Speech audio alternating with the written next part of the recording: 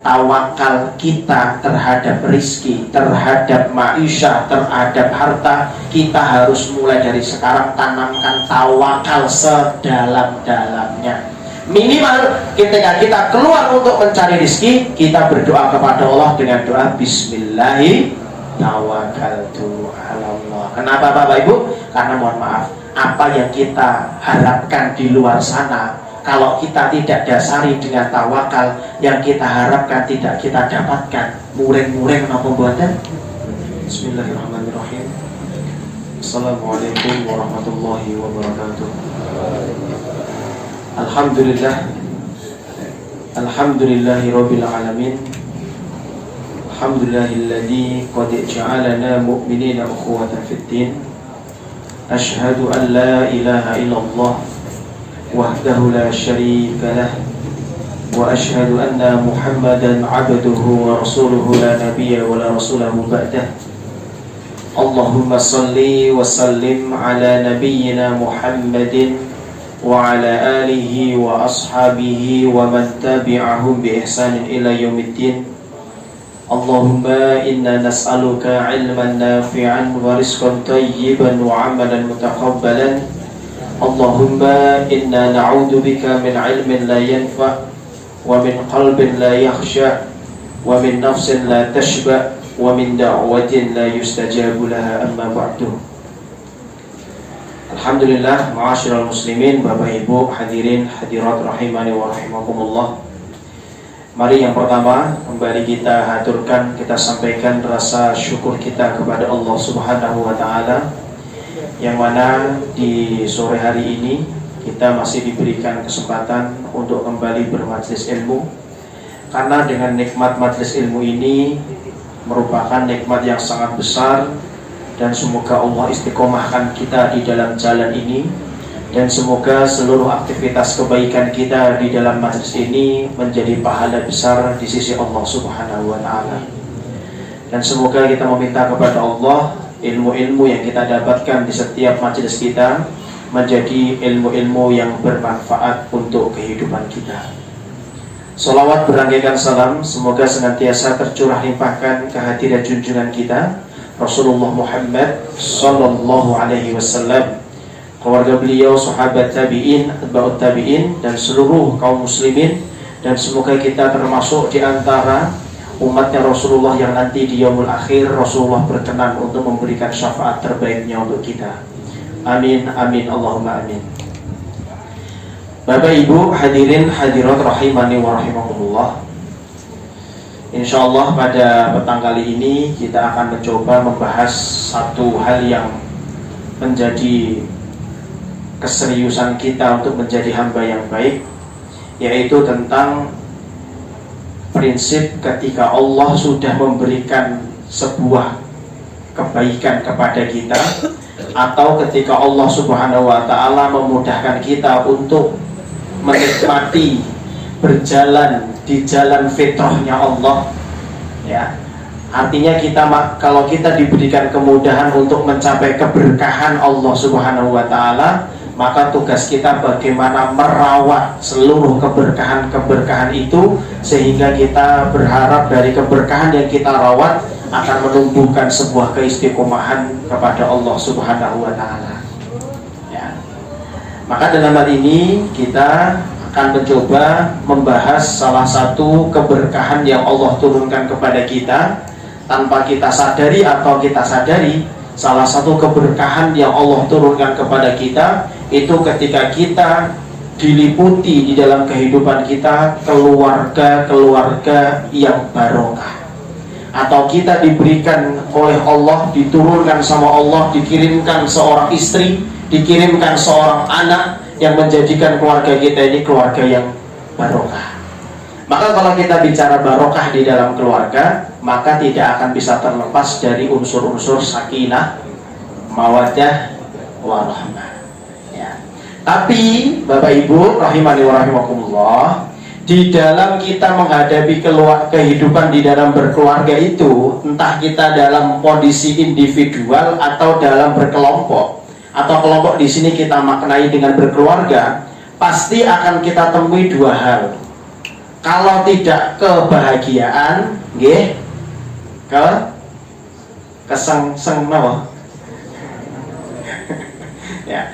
Kalau nggak kebahagiaan, nggih kesusahan. Ten keluarga pundi mawon lah kok sugih kaya napa, mesti dua hal niki wonten. Ya, nah kinten-kinten jamaah niki keluarganipun luwih kathah bahagiane napa susahe? Susah nggih, Pak ya. Ya.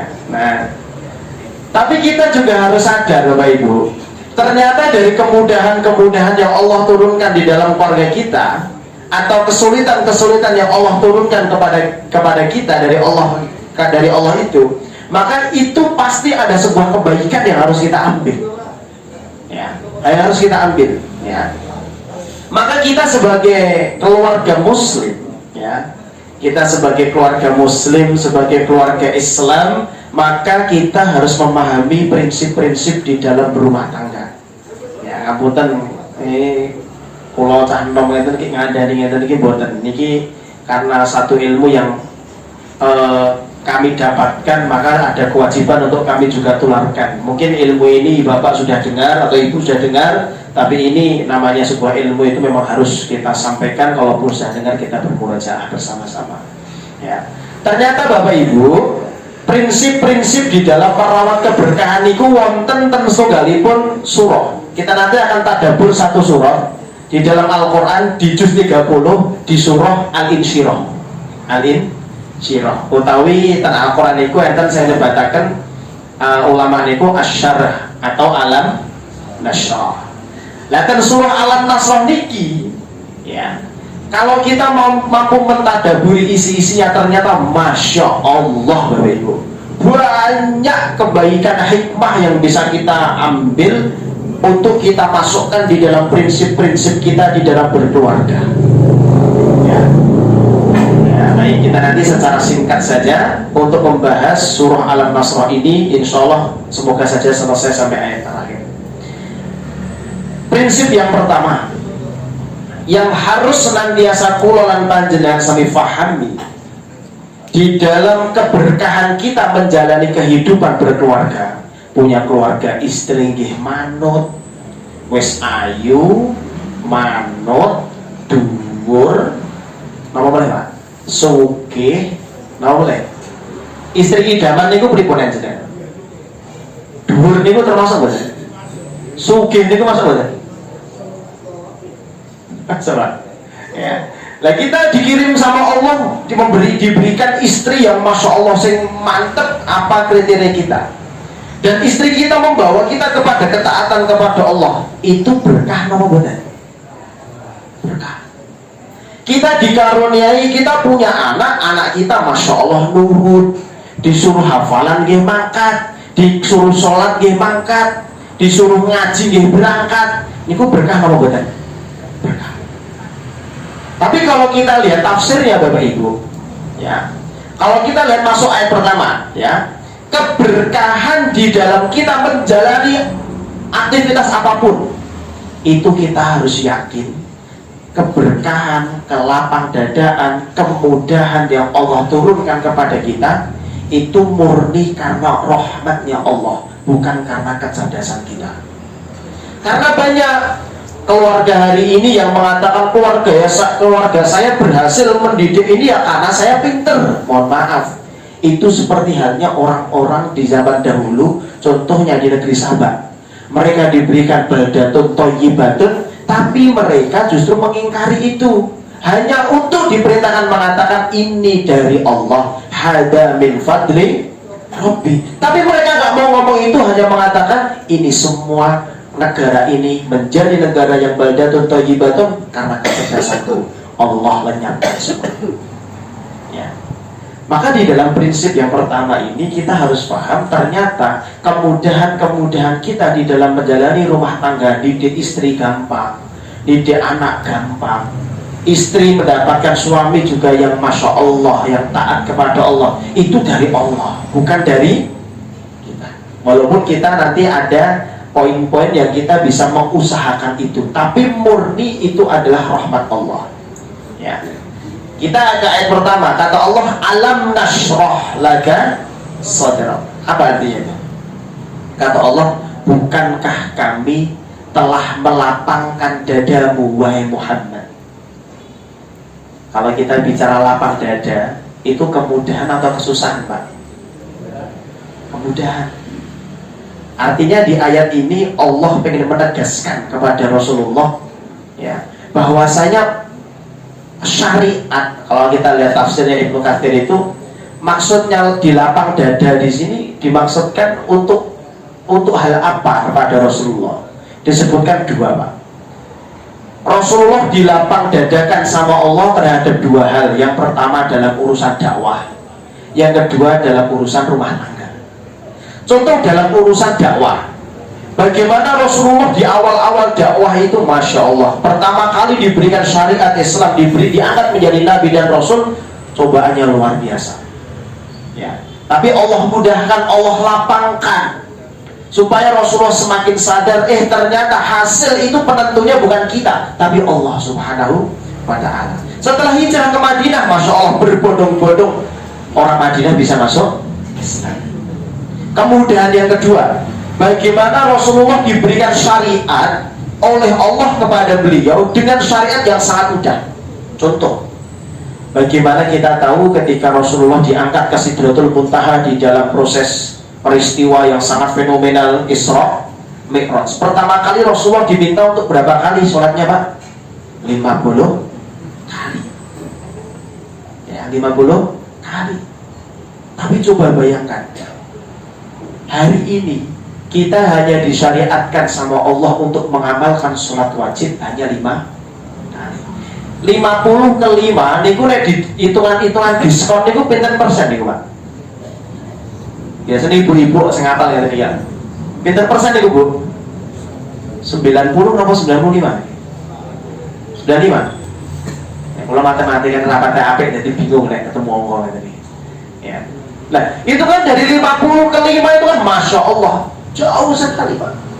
Itu artinya menandakan bahwa Allah itu melapangkan kita sebagai umatnya, yang mana dulu Allah juga melapangkan kepada Rasulullah tentang masalah syariat, dan syariat yang dilapangkan oleh Allah kepada Rasulullah itu juga dilapangkan untuk kita. Ya, coba bayangkan kalau kita hari ini disyariatkan 50 kali dalam sholat, kapan ngaji nih, Pak? Kapan dolane, Pak? Ya, kapan napa? Niku. Ya. Kita nggak akan nemu, ya nggak akan nemu 50 kali loh. 50 kali dalam sehari susah. Orang yang 5 kali dalam sehari saja masih banyak ya. Yang apa? Bolong apa sengaja bolong? Masya Allah. Kurang bersyukur apa? Kita sebagai umatnya Rasulullah diberikan kemudahan-kemudahan itu. Nah itu kalau di dalam kita memahami ayat ini dalam tafsirnya. Tapi kalau kita memahami dalam tadabbur urusan keluarga, Bapak Ibu, salah satu di antara kelapang dadaan yang Allah berikan kepada kita dalam prinsip berkeluarga itu ketika kita memiliki keluarga yang barokah, keluarga yang baik, keluarga yang sakinah, mawaddah, warahmah. Ya. Nah, pertanyaannya sekarang, untuk mencapai kita mendapatkan sakinah, mawaddah, warahmah, itu apakah kita diem saja terus ngerti-ngerti itu, Pak? Tidak. Kita harus berusaha, dan namanya usaha itu pasti ada hambatan, ada halangan dan ada rintangan yang menjadikan kita susah untuk mencari itu. Nah di ayat kedua ketiga itu Allah menerangkan tentang hambatannya, ya, hambatannya tentang bagaimana kesusahan kita, usaha kita untuk melawan hambatan itu.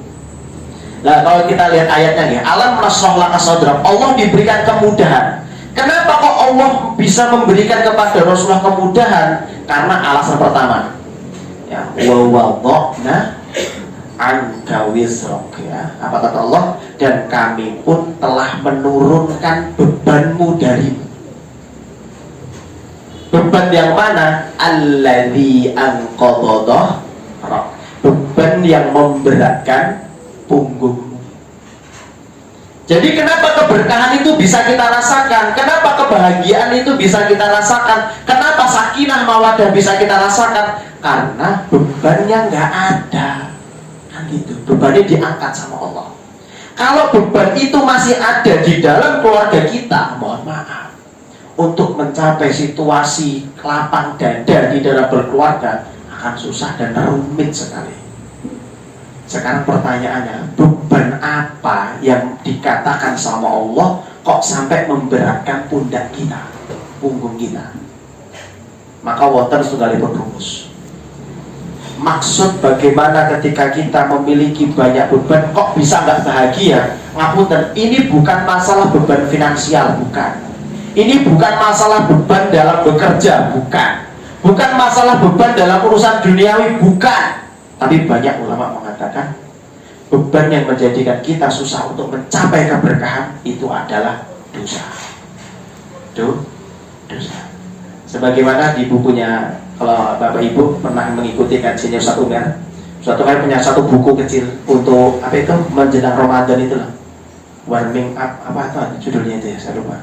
Nah di dalam buku itu beliau sampaikan di awal-awal tentang satu hal yang pernah ditanyakan kepada seorang ulama. Kenapa kondisi seseorang muslim ketika masuk bulan suci Ramadan panasnya goreng awal-awal atau hari pertama sampai hari 10 itu semangatnya menggebu-gebu, bener nggak Pak? Masjid ini gimana? Sami mawon. Masya Allah. Berarti kan ini fakta. Loh, pertanyaan itu tidak sekedar di Indonesia, dimanapun sama. Ditanyakan itu faktornya apa? Kemudian para ulama mengatakan faktor terbesar kenapa kok orang itu masuk ke bulan suci Ramadan di malam pertama, ketika dirinya masuk ke bulan suci Ramadan kok masih banyak gendong dosa, kok masih ada dosa yang dia lakukan dan dia sengaja melakukan itu. Mohon maaf, beban itulah yang menjadikan beratnya kita istiqomah di dalam menjalani bulan suci Ramadan. Normalnya kata Rasulullah, semakin habis bulan suci Ramadan harusnya semakin taat kita juga kepada Allah. Tapi hari ini semakin habis bulan suci Ramadan semakin habis pula jamaah masjid. Masya Allah, ini berat Pak. Loh, ternyata sekarang hari ini tuh kita sibuk memperbaiki urusan apa komunikasi, kita sibuk menyelesaikan urusan ini ABCD di dalam rumah tangga biar rumah tangga ini harmonis, tapi urusan beban yang satu ini nggak kita bereskan, susah. Kalau apalagi dalam keluarga, di dalam keluarga itu ada prinsipnya, dan ada 3 Pak. Beban yang memberatkan, ya, beban yang memberatkan punggung itu apa? Dosa. Dosa yang paling berat atau salah satu dosa yang paling mematikan di dalam kehidupan berumah tangga apa? Yang 3, dosa yang disepakati.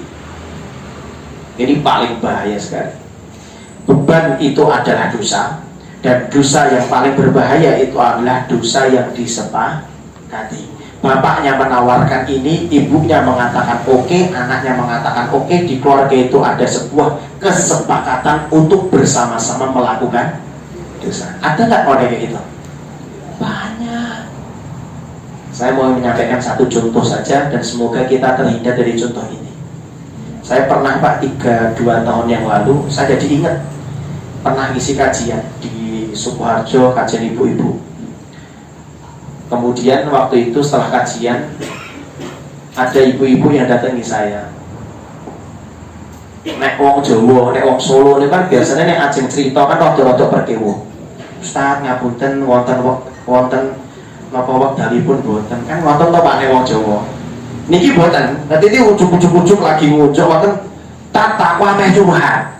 Iki wong endi ya? Niki nek wong Solo ora mungkin nek. Kenapa khusnudon kula iki wong Solo, kula ngaten.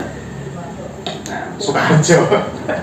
Maksud kula Solo niki ya Solo Raya ngoten ya, Pak. Jawa Tengah ngoten mawon. Lah, bar niku kula tandhet, "Bu, ngapunten jenengan niku tiyang pundi?" Kula tiyang Jawa Timur, ya sepantar berarti. Bener gitu ya.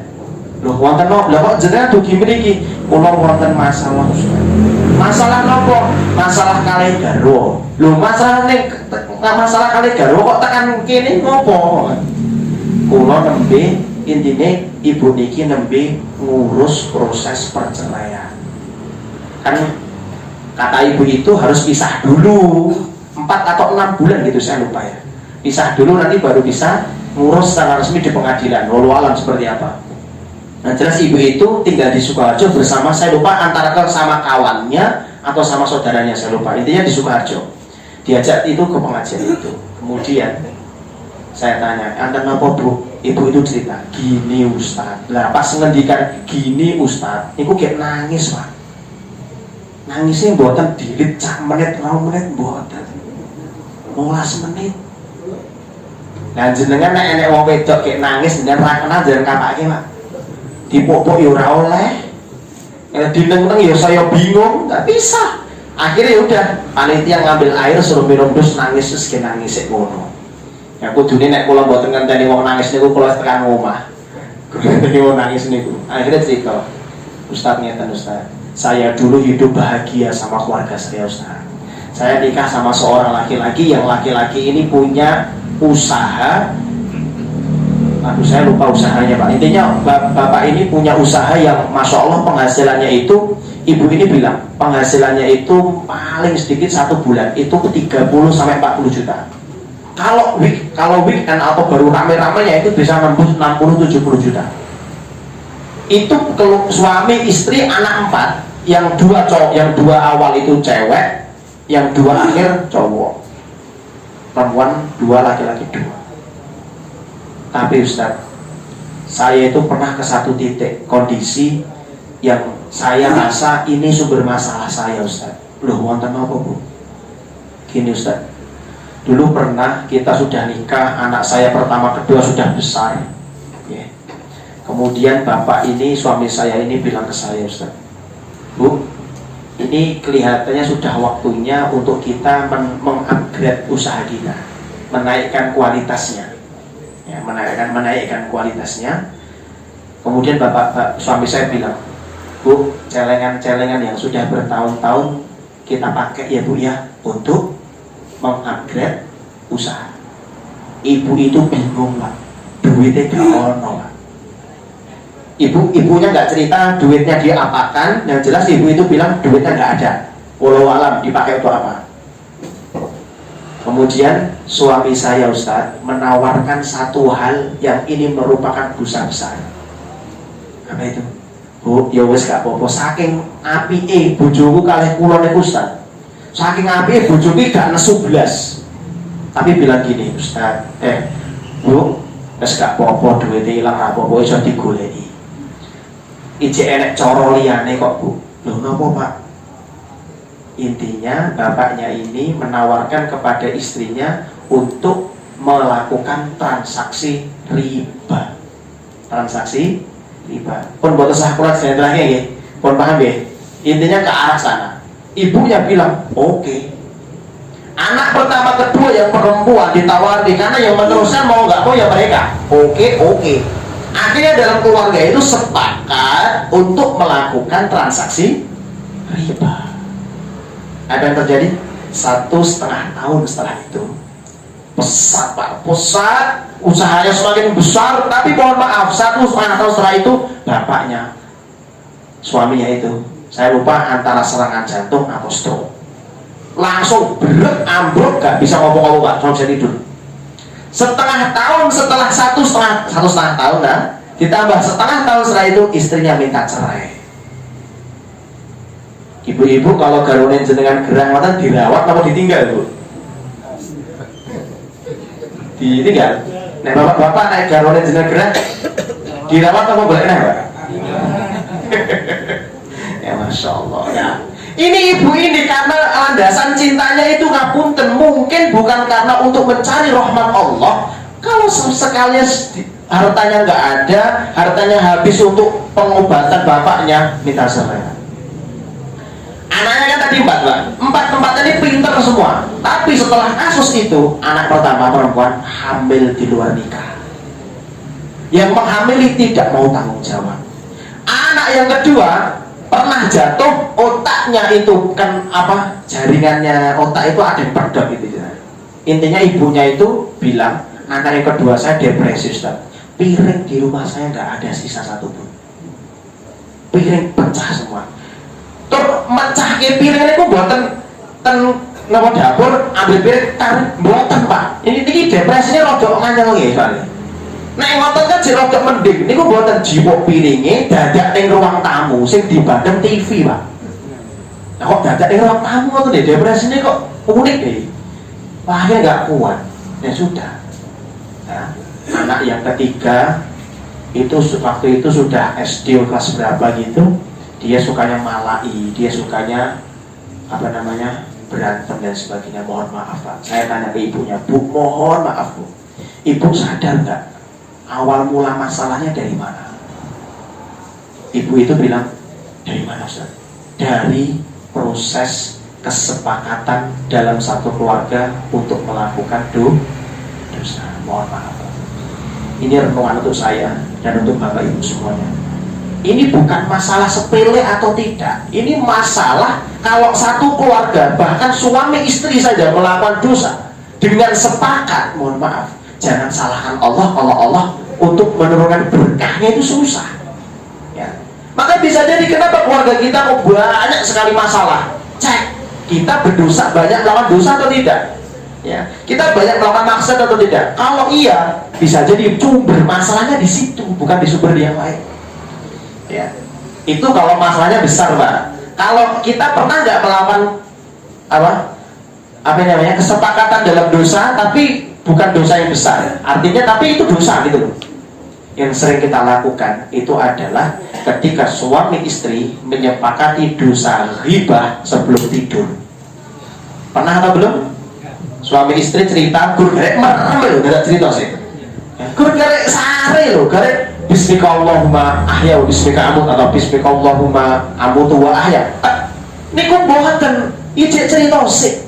Kayak ceritane nek cerita sing saya mboten napa-napa. Iku ngelek-ngelek tanggane, ngelek-ngelek rencange, ngelek-ngelek mase, ngapunten. Niku wonten napa mboten? Wong eta kok mboten? Mboten. Ini mungkin-mungkin kula lan panjenengan dijauhkan. Ini bahaya, ini merupakan sebuah penyakit yang sangat besar. Kalau kita biarkan Pak ngapunten, kita yang selama ini ngaji itu fungsinya apa kalau bukan untuk kita membiasakan sebuah kebenaran? Ya, maka ini teguran dari Allah untuk kita. Maka keberkahan nasroh tadi, kelapang dadaan atau sakinah mawaddah warahmah itu muncul ketika beban-bebannya itu hilang. Beban-beban itu adalah dosa, dan dosa yang berbahaya adalah dosa yang disepakati.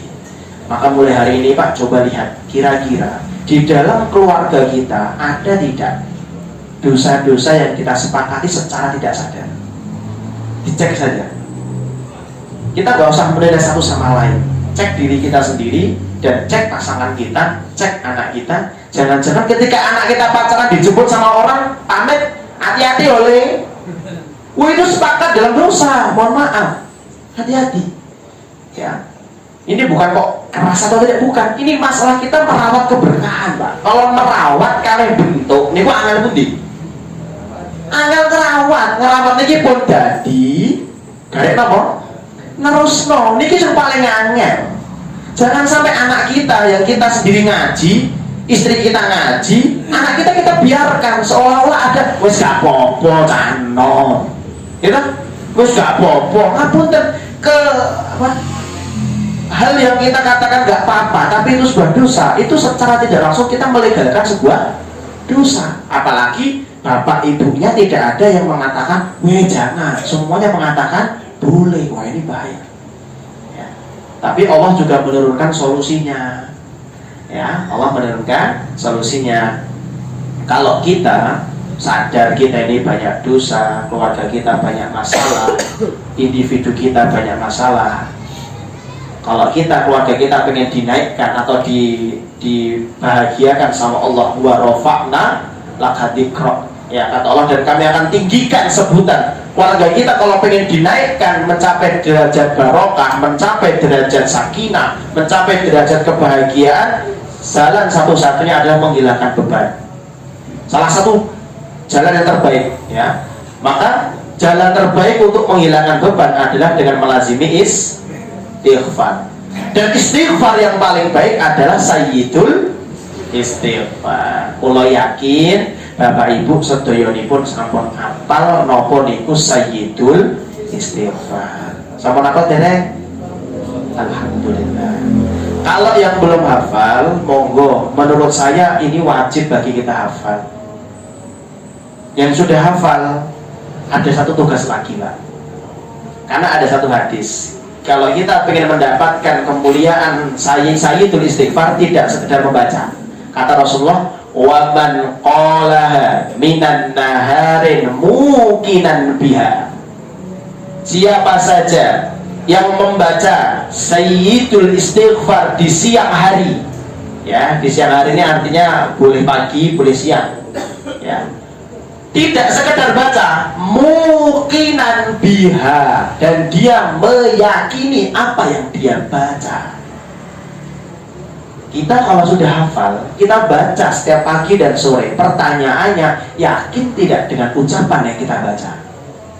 Keyakinan itu muncul ketika kita faham itu akan muncul ketika kita mengerti artinya. Maka tugas kita yang belum bisa meyakini bacaan sayyidul istighfar, maka monggo sarang-sarang jenengan mangbika mangketan al-maksurat atau mangbika malihkan HP, tulis mawon sayyidul istighfar. Yang belum hafal dihafalkan, yang sudah hafal baca artinya, yang sudah pernah baca artinya berulang-ulang difahami.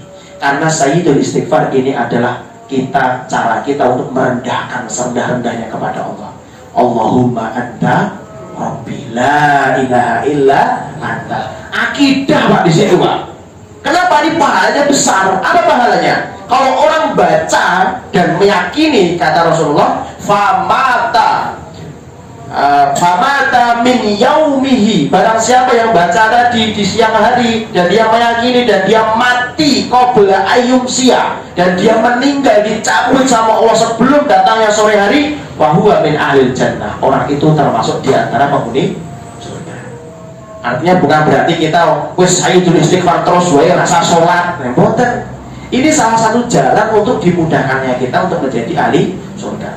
Wa man qalaha minal laili wa huwa muqinun biha, dan barang siapa membaca sayyidul istighfar di malam hari dan dia meyakininya, ya, qabla famata qabla ayus biha, dan dia mati sebelum datangnya pagi hari, fahuwa min ahlil jannah, maka dia termasuk penghuni surga. Siapa yang tidak mau, Pak? Kita saja terkadang sudah ngerti ini pahalanya surga, masih malas. Ini gampang loh, Pak, sayyidul istighfar itu. Kita setelah subuh atau setelah duha baca, Allahumma anta rabbi la ilaha illa anta khalaqtani wa ana 'abduka wa ana 'ala 'ahdika wa wa'dika mastata'tu, ya, sampai akhir itu, ya. Maka setelah kajian ini kita berharap kan ada perbaikan. Minimal kalau istri kita belum mau ngaji dan istri kita suruh hafal juga nggak mau, atau sebaliknya suaminya disuruh ngaji nggak mau, disuruh hafal juga apalagi, maka kita hari ini yang hadir untuk majelis ilmu harus mulai dari sekarang kita berubah. Kalau pengen nasroh sodroh, kalau kita pengen keluarga kita diberikan lapang dada, nek purun mawon, nek boten purun nggih boten napa-napa, ngosok nggih boten purun, ya. Maka ini yang menjadi sebuah kebaikan yang harus kita ambil. Kita sadar kita banyak dosa, kita ini pelaku dosa, bahkan kita ini ahli maksiat. Maka salah satu untuk bisa mencapai barokah di awal tadi, harus hilangkan sedikit demi sedikit beban-beban kehidupan kita dalam berkeluarga, yaitu dosa. Ayat setelahnya, fa inna ma'al usri yusra, inna ma'al usri yusra. Di dalam ayat ini, Bapak Ibu, ada rahasia besar. Di dalam ayat ini artinya sesungguhnya bersama kesulitan ada kemudahan, atau setelah kesulitan ada kemudahan. Bersama atau setelah, Pak? Kita sering mengartikan setelah. Tapi di dalam ayat ini diksi yang Allah sampaikan itu ma'a, bukan ba'da. Inna ma'a itu apa? Bersama. Inna ma'al usri, sesungguhnya kesulitan bersama yusra, kemudahan. Ini adalah rahasia besar, termasuk yang disampaikan oleh Rasulullah SAW. Ya, sebelum ke situ gini, para ulama itu memaknai inna ma'al usri yusra itu dengan dua makna. Yang pertama, Allah akan mendatangkan kesulitan. Allah tidak akan mendatangkan kesulitan kecuali Allah sudah menyiapkan kemudahannya. Nek asmini bersama. Nah, kalau kita sebut bersama itu berdampingan atau ada satu yang duluan? Berdampingan, Pak. Jadi kaidah pertama, kalau Allah tidak akan menurunkan kesulitan kecuali Allah juga sudah satu paket dengan memberikan satu paket dengan kemudahannya. Solusinya sudah ada satu paket itu. Ya, cuman ya terkadang yang kedua, kemudahannya itu disembunyikan sama Allah. Kita suruh nyari. Lah kita itu sering untuk mencari solusinya kita keliru, Pak. Bu. Kita sering nggak, Pak, kalau ada masalah ceritanya ke teman dulu bukan ke Allah? Sering nggak? Ibu-ibu sering nggak ketika ada masalah ceritanya ke bestie sih? Bestie mudah buat begini. Nah, nom-nom saat ini loh bahasanya busta bestie. Konco kental, Pak. Kita ini sering kalau ada masalah dalam rumah tangga ceritanya ke teman kita yang dekat dengan harapan ada solusi. Oh, itu bukan solusi yang kita dapatkan, tapi malah tambah masalah. Kalau teman kita ngepasi juga tidak amanah. Lah kalau teman kita ember sih penting, Pak, nek tandor. Nek ember paling sengerti bursa RT, tandor iso sak kurang ngerti kabeh, Pak. Dalam jangka waktu mungkin tidak sampai 1 hari, aib kita ketahuan semua hanya karena kita salah mencari jalan untuk mendapatkan kemudahan.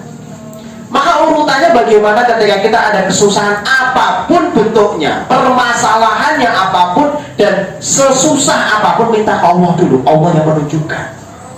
Bisa jadi ada, Pak, banyak jamaah itu yang ketika tanya sama Ustadz merasanya tidak mendapatkan solusi.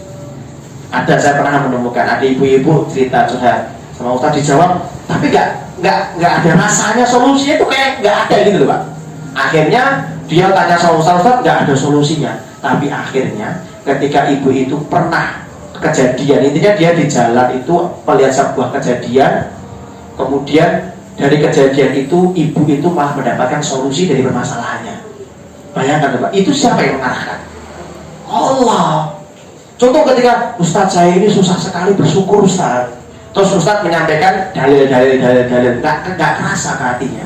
Tapi pernah, misalnya dia di jalan kemudian melewati perumahan yang kumuh, di sana makannya makanan sisa, dari situlah dia ngerti, Masya Allah, ternyata saya yang hari ini merasa paling berat hidupnya masih ada yang lebih berat. Ini loh, Pak, itu kemudahan itu kita cari ya dari yang memberi kemudahan Allah. Ya, kalaupun sudah Allah udah usaha cerita sama orang yang amanah, bisa ustadz atau ustazah atau mungkin siapapun yang kita anggap amanah. Ya, lah ada satu hikmah besar.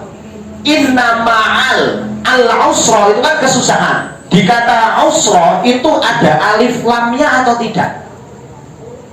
Inna ma'al usri atau inna ma'al usri, ada alif lamnya? Ada. Kenapa ada alif lamnya? Sedangkan yusra, kemudahan, itu ada alif lamnya atau tidak? Tidak ada. Apa rahasianya? Oh, ini menarik sekali. Saya pertama kali baca ini baru nggak, lah benar ternyata. Apa rahasianya? Kata para ulama, kenapa kesusahan itu ada alif lamnya al-usra, sedangkan yusra kemudian nggak ada alif lamnya? Kalau dalam prinsip bahasa Arab, suatu kata bahasa Arab ada alif lamnya itu disebut dengan isim ma'rifah. Isim ma'rifah niku cetok, Pak. Cetok guru saya tak tunjuk mana. Contoh jenengan enten air putih semuanya. Saya bilang ma'un begitu, air. Air yang mana kita nggak ngerti. Tapi kalau saya tunjuk al-ma, berarti air itu sudah menjadi apa ya, gampangannya ya bahasanya, sudah tertuju gitu loh, sudah khusus, tidak umum lagi.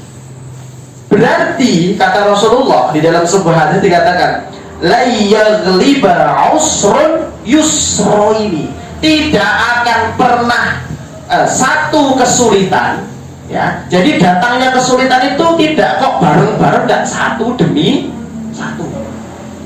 Tapi kenapa yusra itu disebutkan tidak ada alifnya? Karena makrifah nakiro. Kenapa nakiro? Karena sifatnya itu kemudahan yang Allah turunkan kepada kita lebih dari satu. Solusinya itu sebenarnya banyak lah. Kita saja yang terkadang gampang menyerah. Tadi hadis tadi, la yaghliba usrun yusra, ini satu kesulitan mustahil mengalahkan dua kemudahan. Ini kanjeng Nabi yang mengatakan. Artinya kesulitan yang kita hadapi itu pasti sudah satu paket dengan kemudahan, dan kemudahannya tidak cuma satu, dua. Yusra ini, kata Rasulullah. Ini menjadi satu pukulan telak untuk kita hari ini, yang ketika ada masalah kita gampang ngeluh, kita gampang putus asa, kita gampang menyalahkan orang, kita gampang marah-marah. Mohon maaf, mari kita berbenah. Ternyata terkadang kita sendiri yang salah dalam mencari solusi.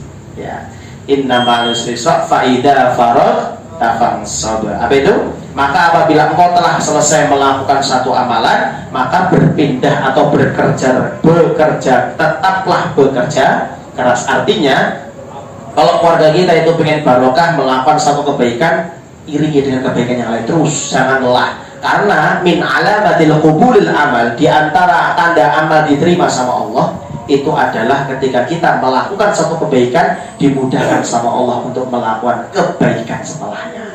Insya Allah keluarga kita kalau sudah baca Quran, lanjut untuk sholat, lanjut untuk puasa, lanjut untuk infak dan seterusnya. Semoga keluarga kita diberikan keberkahan. Yang terakhir, wa ila rabbika farghab, dan kepada Tuhanmu lah engkau berharap.